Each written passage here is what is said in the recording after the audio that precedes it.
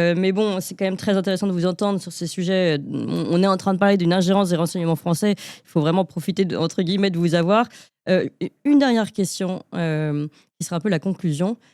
Ce qui est intéressant avec cette affaire également, c'est que, eh bien, pour une fois, on parle des ingérences, occidentales, bon, françaises entre autres, alors que comme on le disait tout à l'heure, on a l'habitude, on entend systématiquement l'ingérence, russe, ou autre, chinoise.